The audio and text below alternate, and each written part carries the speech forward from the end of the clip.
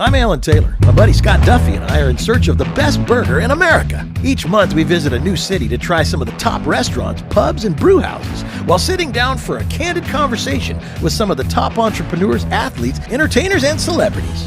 I don't know about you, but I love talking business over a burger. Welcome to Business and Burgers.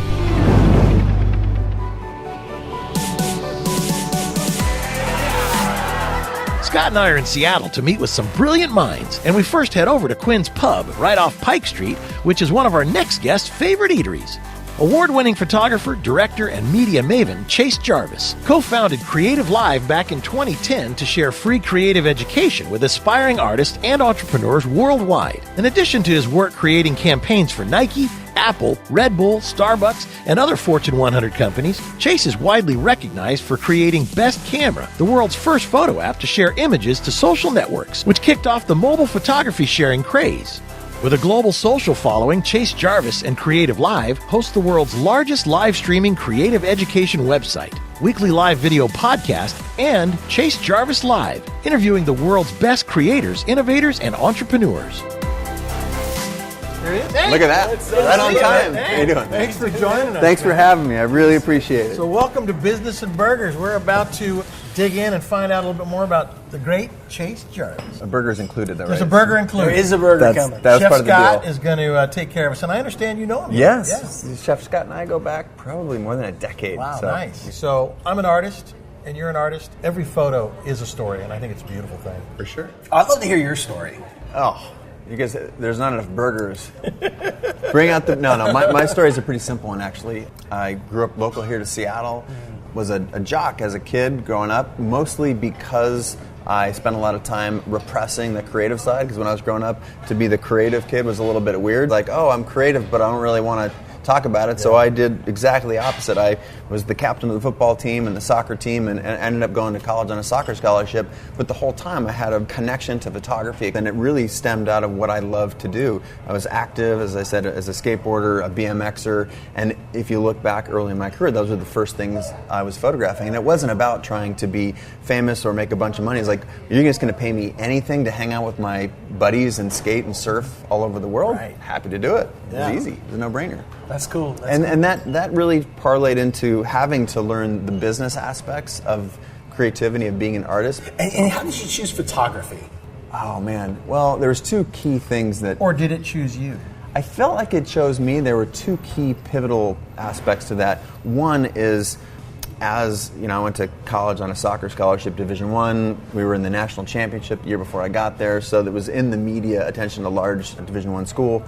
And there were always cameras and TV folks around, and so started looking at that, even in high school, seeing yourself in the newspaper, like, wow, it wasn't that it was about me or my friends, it was about, there was a moment that was captured, some story, and to me that was intriguing. And then another thing, my grandfather, just short of my college graduation, it was horrible, but he dropped dead of a heart attack. And totally unforeseen. And yet the silver lining in that was he was an amateur photographer, he collected cameras, and on his passing, I was given all of his cameras. So I threw all those cameras in a bag, and my then girlfriend, now wife Kate, and I, we went to Europe and basically lived out of a bag, and I taught myself how to take pictures walking around Europe for 6 months. That's so awesome. That is awesome. Is creativity something that you're born with, or is it something that can be taught?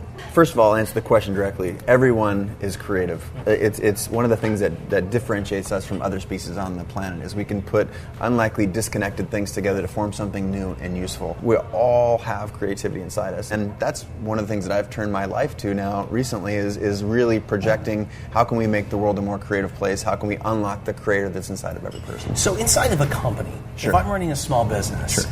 what are a couple of ideas that I can take back to the office to help unlock creativity in my company, Good question. within my culture? Yeah. Sure, I think there's a handful of things. First of all, and the most important, is that creativity isn't some gift that's anointed. It is a process. It is a process of putting something out there, of discovery and rediscovery. The simple act of making something every day, the act of creating, whether it's a photograph a day or creating music, it literally rewires, you've heard of neuroplasticity, it rewires your brain to be able to create new solutions to other problems.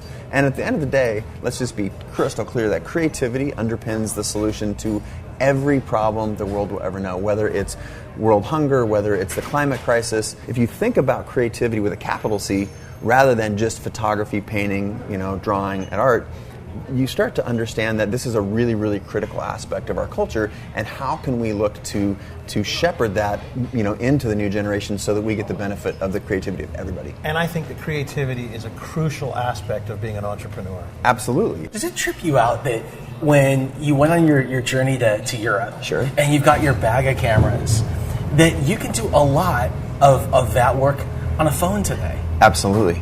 There's a phrase that I popularized and have a trademark for called the best camera is the one that's with you. What I started experiencing is like, okay, if this is the pinnacle of the game, I'm actually having more fun taking pictures in between shots with my then flip phone, and soon to be different versions of different phones. Every one that had a camera, I started really engaging with that camera. When that little informal tool starts to bring more joy than the big production, it calls into question, what are we calling photography? So the fact that now the tools and technology is so good that anyone is a photographer, to me, that's just underpinning my overall message, which is that there's obviously creativity in every person. So I know we've got some great burgers on the way. And look at Oh, beautiful. Man, good to see you, Scott.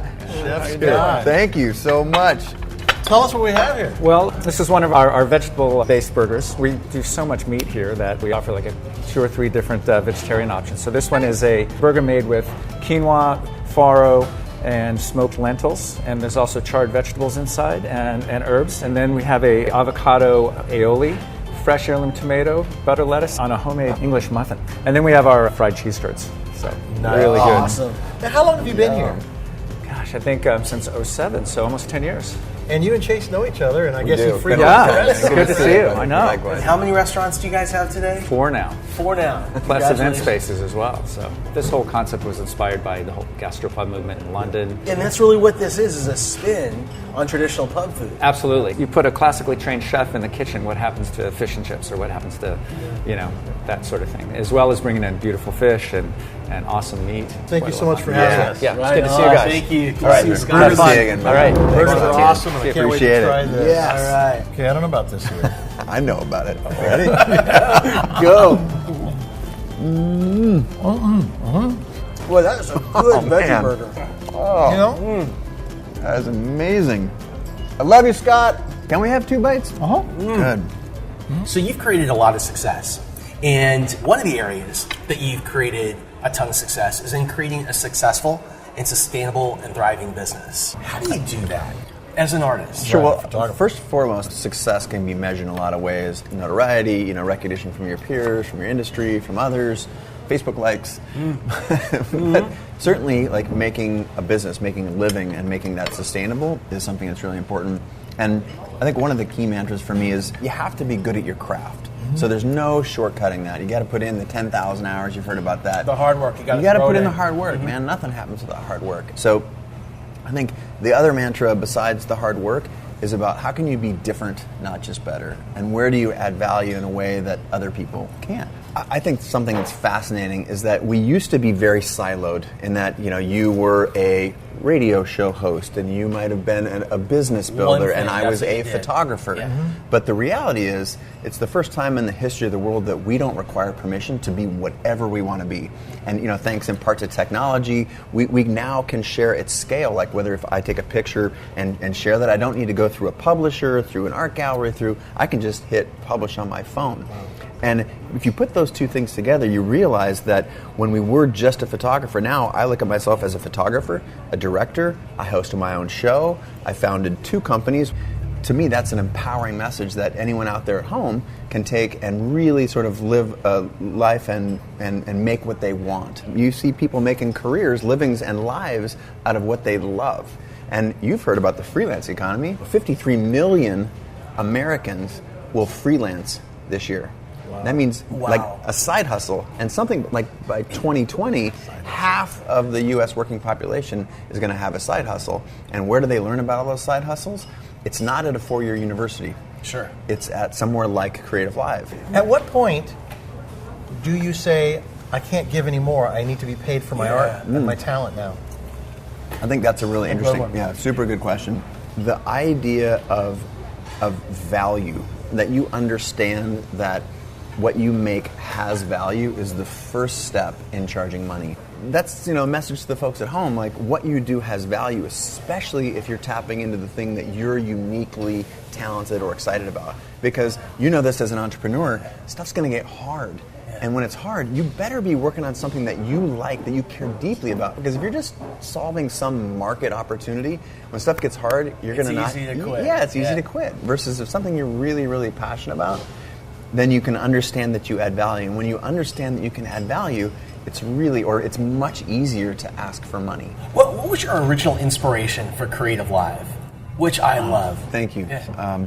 So CreativeLive was founded on the basis that we are all creative. As a photographer, one of the things that I brought to my industry was telling the story of what it was like to be a photographer through making videos on the internet, and as social media came up, I was telling that story very publicly. I was the first, or one of the first photographers to really, what I talked about is give a look inside the black box of photography, or even like larger photography and filmmaking. How do you make a living here? What is it like? And I started telling stories about what it was like to do that. And at first that was just like radical, because I was giving away all the trade secrets, and at first it was vilified. But what I saw was that information wants to be free, and at some point this whole thing called the internet was going to reveal the fact that this information is everywhere, and so it suddenly becomes not about what you know, but about how can you really put your personal stamp on it. And when I realized that accidentally I'd built up a following of, say, 1 million people who were paying attention to what I was doing as a photographer, and in listening to that audience and listening to that community, I realized what they wanted was they wanted to tap into that thing that I had experienced, the ability to make a living in a life doing what you love. So I got together with my good friend, and we said, wow, how could we bring this in sort of a platform format to the world? And so I rang up a handful. When you get to the top of an industry, your peers are the tops of other industries. So I rang up my friends who are great filmmakers, photographers, and designers and said, hey, I want to build this platform.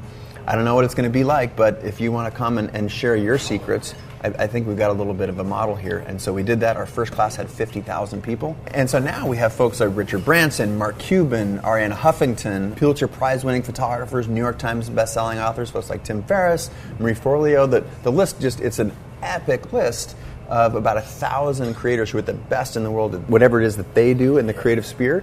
And they're looking for outlets to reach a large audience and to share what they've learned with the world. So CreativeLive just is that platform that makes it all possible.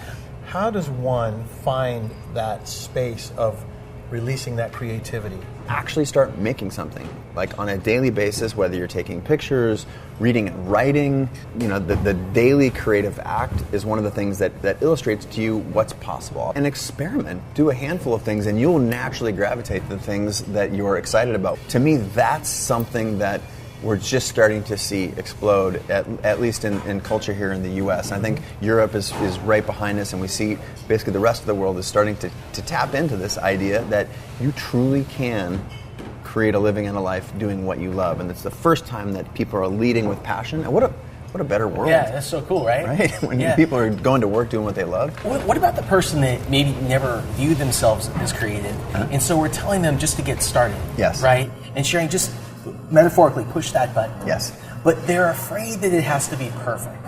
I have no idea what you mean. I right. don't know. So they never get started. Yes, right? But that's why I'm prescribing a daily activity, because if you can do things in small steps, you start to be okay with small failures. That's what happens. Some of the best. Yeah. Jared Leto is another guy who's on CreativeLive, and he talks about only really being able to succeed because he fails on a daily basis so often, trying lines out for the new movie or trying a new disposition for a character, and it's through doing that so often that you get comfortable with small failures and you're willing to take something on. You ready for some business and burgers graffiti? Bring it. I'll go first. Yeah. What are you most proud of? Serving other people. The fact that CreativeLive serves more than 10 million people all over the world is something I wake up and I'm thankful for every day. Awesome.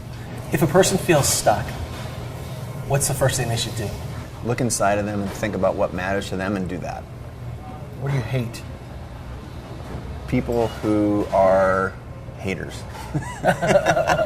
It's so easy to chop something down and to be cynical. The reality of trying to add value and be kind and generous is, to me, that's what's exciting. You've been married for almost 20 years. Crazy, right? Secret to being in a great relationship. Give and ask nothing in exchange for giving. Isn't that you'll always get more. Like if your primary mode is giving and support, it's amazing that the love will come back to you. You know what? You're a pleasure. Thank you so much. Awesome, man. Appreciate it. Much gratitude amazing for having me. Creative entrepreneur. Thank you. Thanks for joining us. Are you done with that? Is this? Yeah, you can have whatever you like. That fascinating snapshot into Chase Jarvis's world left Scott and I pondering the countless bits of wisdom Chase has learned over the years. Here's some food for thought. Don't just be better, be different. Find your point of view. When you know the work you do has value, it becomes much easier to charge money. To unleash your inner creativity, do something creative every single day. Next time, right here on Business and Burgers, my mentor, Barry McGuire, joins us to talk about his successes past and present. From McGuire's car care products to his #1 rated TV show, Car Crazy, Barry has been a key figure in the automotive industry for decades. He has some wise words of advice for young entrepreneurs and old, right here next week on Business and Burgers.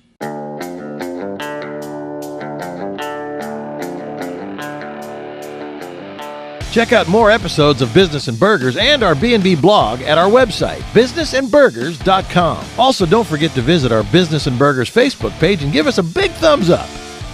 Join us each Wednesday for an all-new Business and Burgers presented by Microsoft, where we get to the meat of a successful business.